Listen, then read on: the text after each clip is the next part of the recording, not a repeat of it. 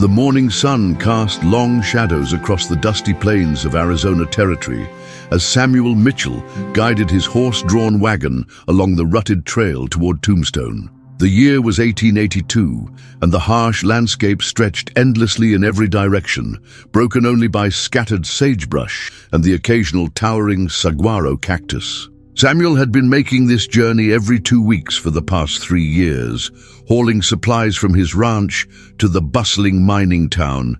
But today, something felt different. As his wagon creaked over a small rise, Samuel noticed vultures circling overhead. His weathered hands tightened on the reins as he urged his horses forward, scanning the horizon for signs of trouble. The Apache had been particularly active in recent months, and travelers had learned to be cautious. The territorial government had been trying to establish peace treaties, but tensions remained high between the white settlers and the native tribes who had called this land home for generations. Samuel was a man of 45 years, his face bronzed by decades under the desert sun. He had come west after the Civil War, seeking a fresh start away from the painful memories of battlefields and lost comrades. His ranch, the Double M, sat on a modest spread of land 20 miles south of Tombstone, where he raised cattle and horses with the help of his foreman, Miguel Santos, a steady Mexican man who had become his closest friend and confidant. The vultures grew more numerous as Samuel continued down the trail, and soon he spotted what had drawn their attention. An overturned wagon lay partially hidden behind a cluster of mesquite trees, its contents scattered across the desert floor. Samuel's heart sank as he recognized the telltale signs of an Apache raid. The wooden wheels were broken, the canvas top torn and fluttering in the hot wind like tattered flags of surrender. He brought his own wagon to a halt a safe distance away and climbed down, his hand instinctively moving to the Colt revolver at his hip. The silence was deafening, broken only by the whisper of wind through the desert vegetation and the distant cry of a hawk. Samuel approached the wreckage cautiously, his boots crunching on the sun-baked earth as he surveyed the scene. The wagon appeared to have been abandoned for several days. Personal belongings lay strewn about. A child's wooden toy, a woman's bonnet, pages from a family Bible fluttering in the breeze. Samuel's experienced eye told him this had been a family traveling west, probably heading for California, like so many others seeking their fortune or a new life. The Apache had likely taken whatever they could use and left the rest to the elements. As Samuel moved closer to examine the overturned wagon, he heard something that made him freeze in his tracks. It was barely audible above the wind, a soft whimpering sound, like that of an injured animal. He drew his pistol and moved toward the sound, his heart pounding as he rounded the back of the wagon. What he found there would haunt him for the rest of his days, but not in the way he expected. Curled up in the small space beneath the wagon's chassis, protected from the scorching sun by the vehicle's shadow, was a young girl. She appeared to be no more than 8 or 9 years old, her dark hair matted with dust and her simple cotton dress torn and stained. Her skin was deeply tanned, and her features suggested she might be of mixed Apache and Mexican heritage. The child was conscious but barely responsive, her large brown eyes staring up at Samuel with a mixture of fear and desperate hope. She had clearly been without food or water for days, surviving only by staying hidden in the meager shade provided by the overturned wagon. Samuel holstered his weapon and knelt beside her, speaking in the gentlest voice he could manage. "Easy there, little one," he said softly, his hands raised to show he meant no harm. "I'm not going to hurt you. My name is Samuel and I'm here to help." The girl's lips moved, but no sound came out. Samuel could see she was severely dehydrated, her lips cracked and her skin pale beneath the desert tan. He quickly returned to his wagon and retrieved his water canteen, then carefully helped the child sit up so she could take small sips of the precious liquid. As the water touched her lips, the girl's eyes widened with gratitude, and she drank eagerly. Samuel had to gently pull the canteen away to prevent her from making herself sick. "Slow now," he cautioned, "just a little at a time." While the child rested, Samuel examined the scene more thoroughly. The tracks around the overturned wagon told a story of violence and chaos. Apache ponies had circled the wagon, their unshod hooves leaving distinctive marks in the sand. There were signs of a struggle, but curiously, no bodies. This puzzled Samuel, as Apache raids typically left clear evidence of their victims. As he studied the tracks more carefully, Samuel began to piece together what had happened. The wagon had been traveling alone, which was dangerous in this territory. The Apache had surrounded it, probably demanding the travelers' supplies, but something had gone wrong. Perhaps the settlers had tried to fight, or maybe they had attempted to flee. The wagon had overturned during the confrontation, and in the confusion, the little girl had hidden beneath it.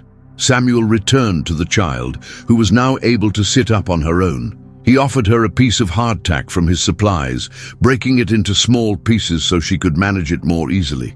As she ate, he studied her features more closely. Her skin was darker than most white children, and her bone structure suggested Native American heritage, but her clothing and the family Bible nearby indicated she had been living among white settlers. "What's your name, sweetheart?"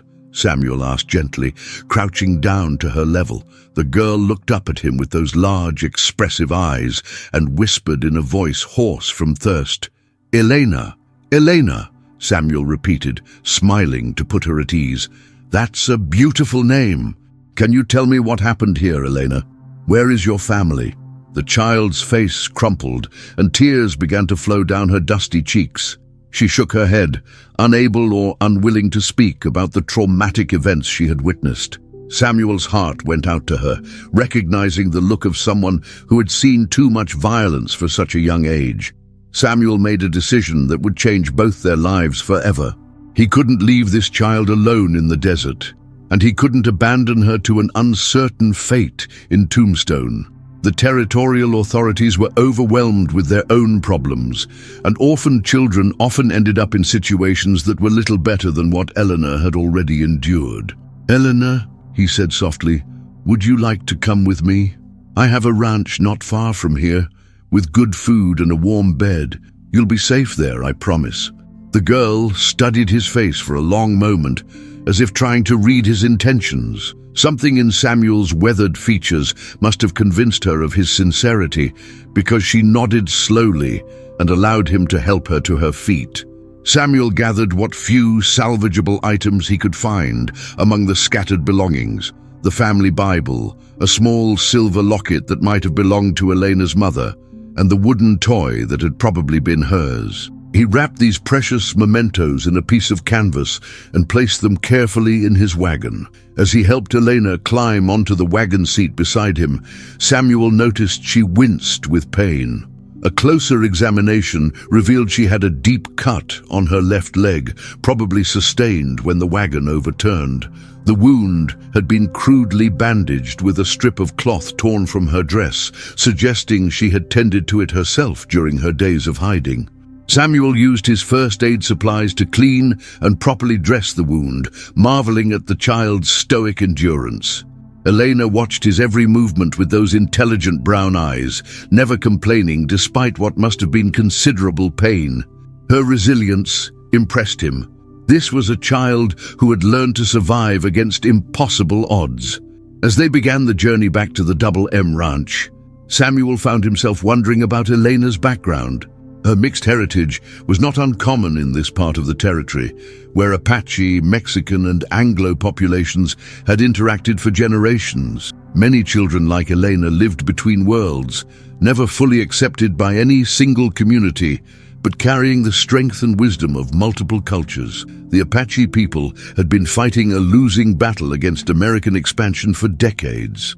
Great leaders like Cochise and Geronimo had become legendary for their resistance, but the inevitable tide of settlement and military pressure was slowly forcing the tribes onto reservations.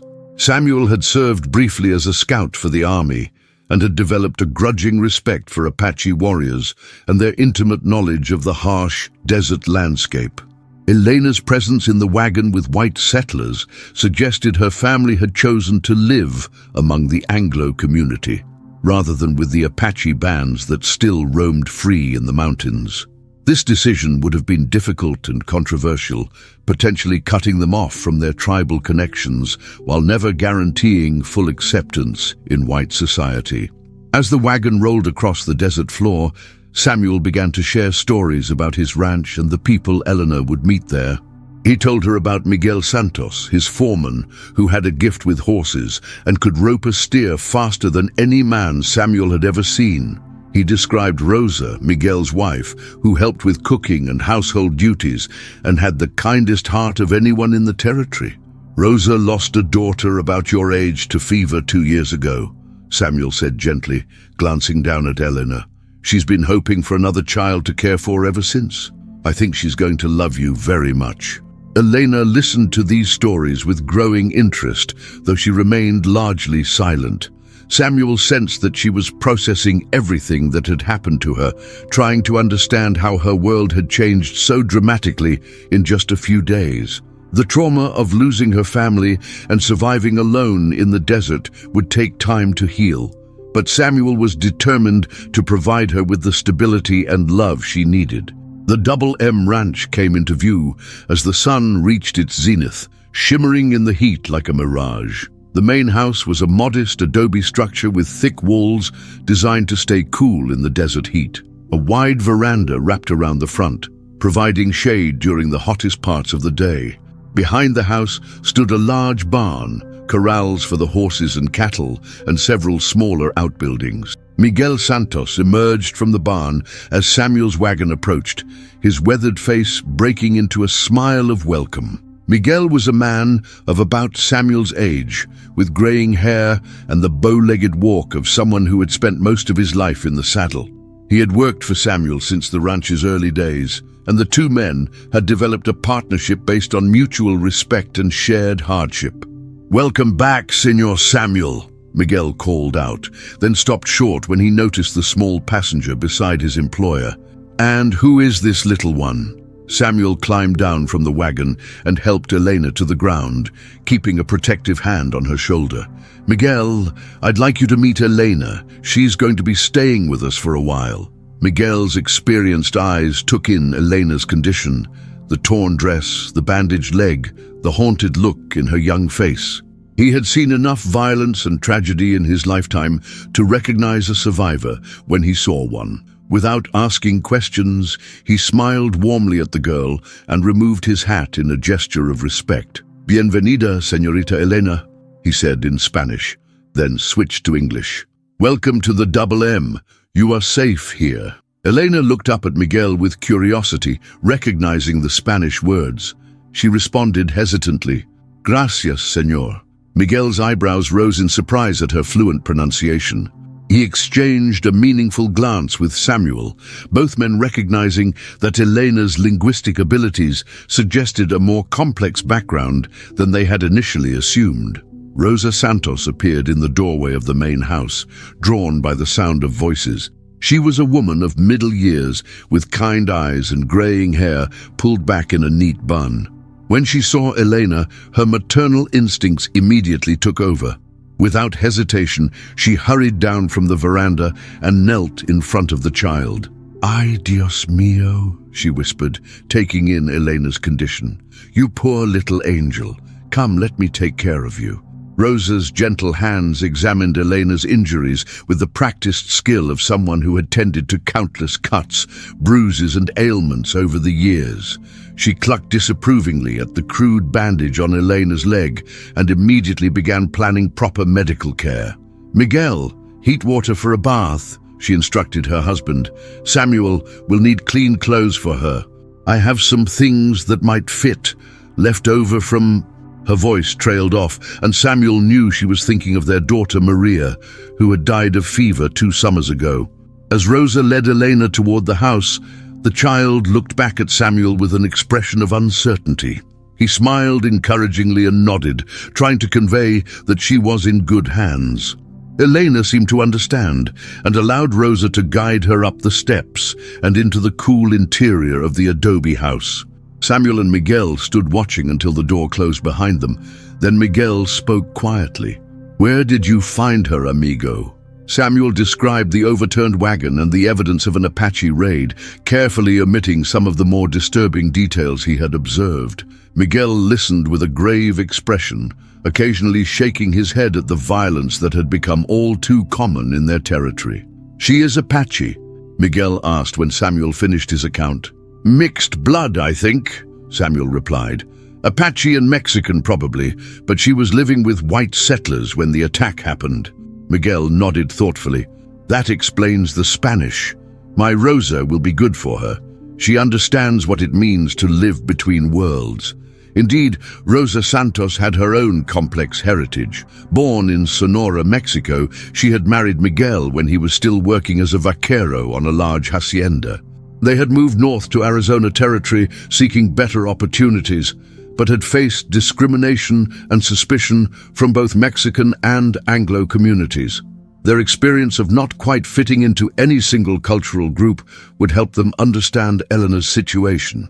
As the afternoon wore on, Samuel attended to his usual ranch duties while keeping one ear open for sounds from the house. He could hear Rosa's gentle voice talking to Elena, occasionally punctuated by the sound of running water or footsteps on the wooden floors. Miguel worked alongside him, but Samuel noticed his foreman's attention kept drifting toward the house as well. "She will be fine," Miguel said finally, recognizing Samuel's concern. "Rosa has been waiting for a child to care for.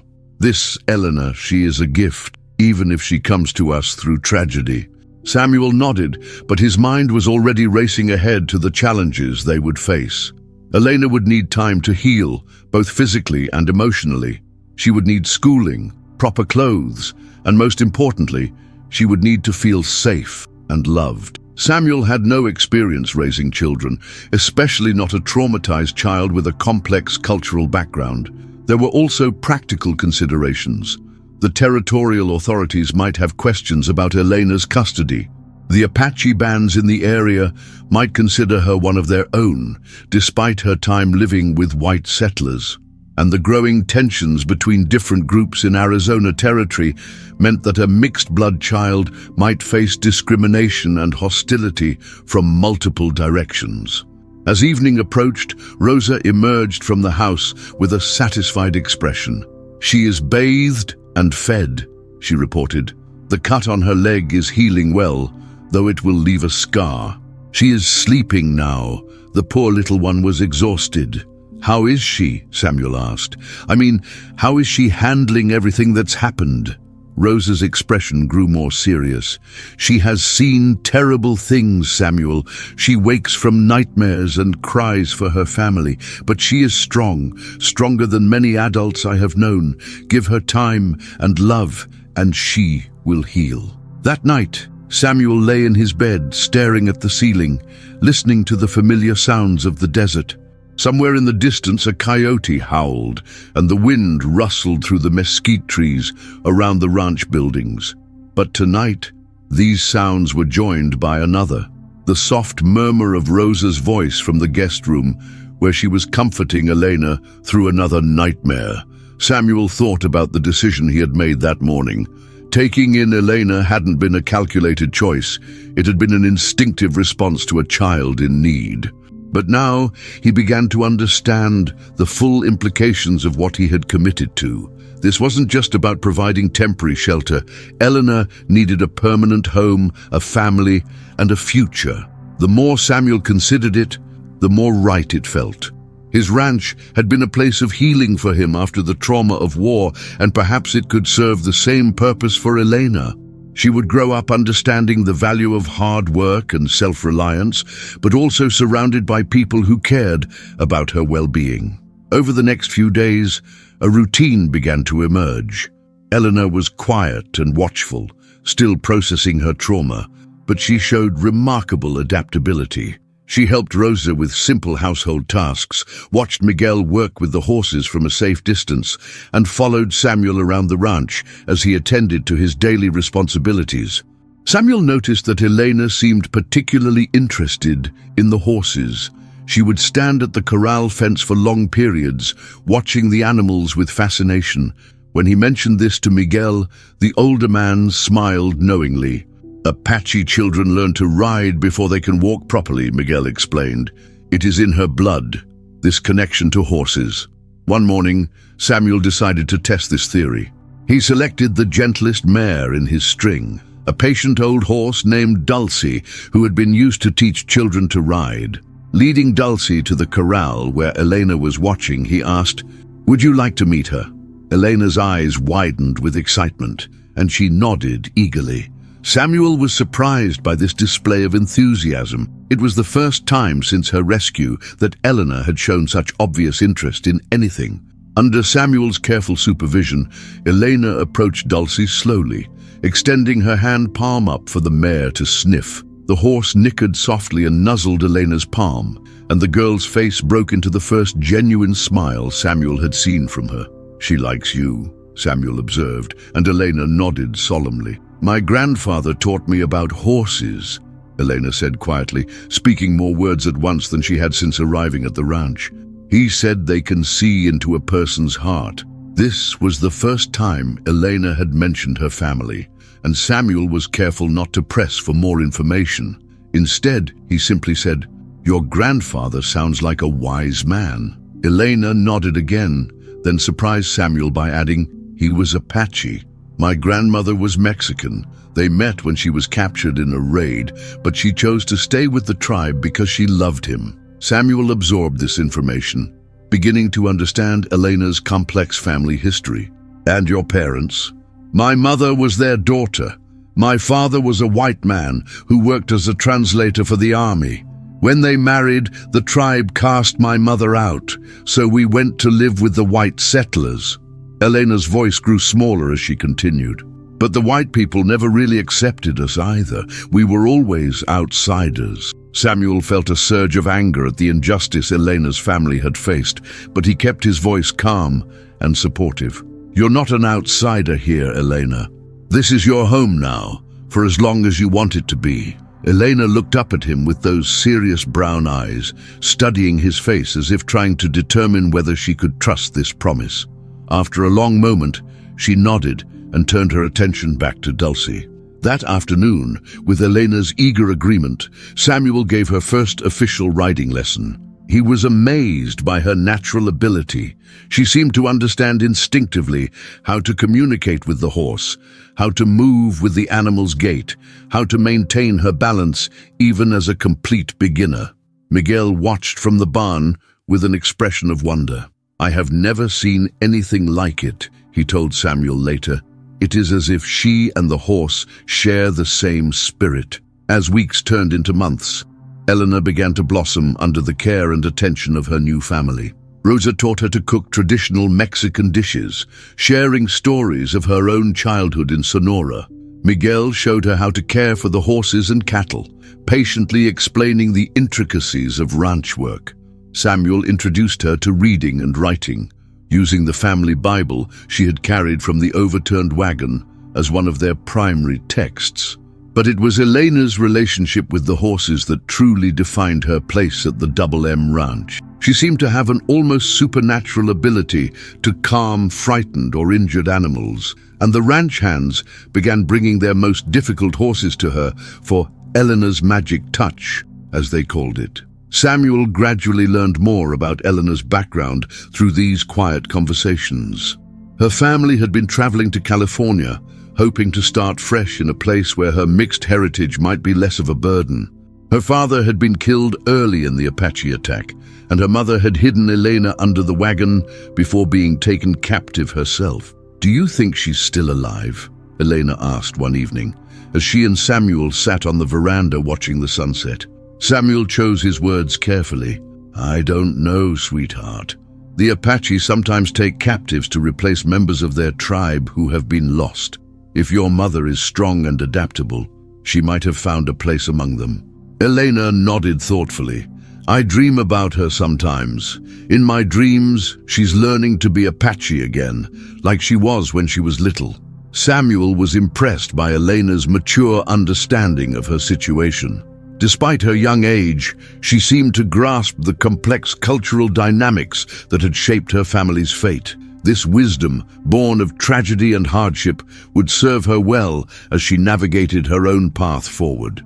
As Elena's first winter at the Double M Ranch approached, Samuel realized that what had begun as a rescue mission had evolved into something much more profound. Elena wasn't just a temporary guest. She had become an integral part of their small community. Rosa doted on her like the daughter she had lost. Miguel treated her with the respect he would show any promising young ranch hand, and Samuel found himself thinking of her as the child he had never had. But Samuel also knew that their peaceful existence couldn't last forever. The Apache wars were intensifying, and territorial authorities were becoming increasingly suspicious of anyone with Native American connections. Elena's mixed heritage, which made her unique and special to those who knew her, could also make her a target for discrimination and violence from those who didn't understand her story. One day in late November, Samuel's concerns materialized in the form of a dust cloud on the horizon. A group of riders was approaching the ranch, and Samuel's experienced eye immediately identified them as soldiers. He quickly found Elena and sent her to the house with Rosa, then stood on the veranda with Miguel to await their visitors. The patrol was led by Lieutenant James Morrison, a young officer whom Samuel had met on several occasions in Tombstone. Morrison was decent enough as soldiers went, but he was also ambitious and eager to prove himself to his superiors. Samuel suspected this visit wasn't purely social. "Good afternoon, Lieutenant," Samuel called out as the patrol approached. "What brings you to the Double M?" Morrison dismounted and removed his hat, nodding respectfully to Samuel and Miguel. "Afternoon, Samuel. I'm afraid this isn't a pleasure call. We've received reports about Apache activity in this area, and there are questions about a missing child." Samuel's heart sank, but he kept his expression neutral. "What kind of questions?" "There was an attack on a settler wagon about 3 months ago. A family named Rodriguez. We found evidence that they had a daughter, but no body was recovered. Some of the local tribal leaders have suggested she might have been taken in by white settlers." Samuel realized that Elena's surname had been Rodriguez, and that someone, possibly Apache scouts or other travelers, had reported seeing her at the ranch. He knew he had to be very careful with his response. "What does this have to do with me, Lieutenant?" Morrison's expression was apologetic but determined. "We need to search your property, Samuel. And if there is a child here of Apache descent, we need to determine whether she should be returned to her tribe or placed in the custody of territorial authorities." Samuel felt Miguel tense beside him, and he placed a calming hand on his foreman's arm.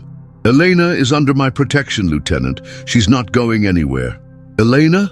Morrison's eyebrows rose. "So you do have the Rodriguez child?" Samuel realized he had revealed too much, but there was no backing down now. "Elena Rodriguez is my ward. I found her nearly dead in the desert and brought her here to recover. She's been living with us as part of our family." Morrison nodded slowly, clearly weighing his options. "I'm going to need to speak with her, Samuel. And I'm going to need to see documentation of your legal guardianship." This was the moment Samuel had been dreading. He had no legal claim to Elena. Their arrangement had been based purely on compassion and necessity. In the eyes of territorial law, Elena was an orphan child of mixed Apache heritage, which made her a ward of the state until other arrangements could be made. "She's been through tremendous trauma, Lieutenant," Samuel said carefully. "She watched her family die and survived alone in the desert for days. Uprooting her again would be cruel and unnecessary." Morrison's expression softened slightly. "I understand your concern, Samuel, and I respect what you've done for her. But I have orders. The territorial governor is under pressure to resolve questions about missing children and Apache captives. This girl needs to be officially classified and her status determined." Samuel knew he was facing a moment that would define the rest of Elena's life. If she was taken by territorial authorities, she would likely end up in an orphanage or boarding school designed to civilize Native American children. These institutions were notorious for their harsh treatment and their systematic destruction of indigenous culture and identity. "Give me 24 hours, Samuel said finally. "Let me explain the situation to Elena and prepare her for whatever comes next. She deserves that much." Morrison considered this request, then nodded reluctantly. 24 hours, Samuel. But I'll be posting guards around your property to ensure she doesn't disappear. I'm sorry, but those are my orders."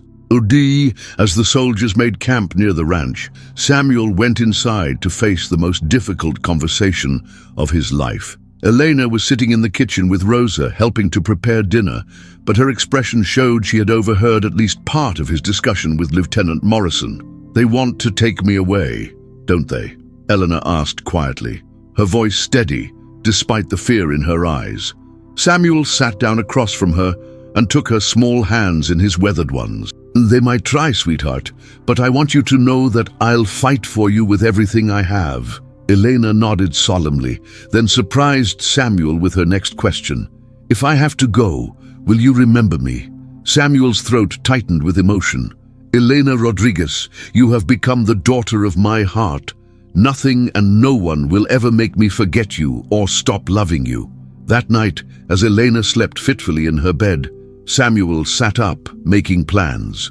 He couldn't legally prevent the territorial authorities from taking custody of Elena, but he might be able to influence where she was placed and how she was treated. He had contacts in Tucson and Phoenix, people who owed him favors or shared his respect for Elena's unique situation.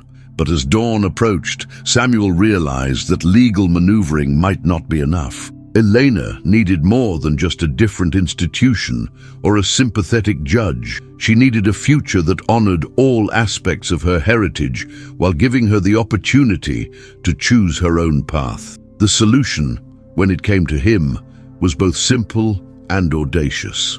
Samuel had spent years building relationships with various Apache leaders, trading with them and occasionally serving as an intermediary during peace negotiations. If Elena's Apache relatives could be identified and contacted, they might have a stronger legal claim to her custody than territorial authorities. But this plan carried enormous risks.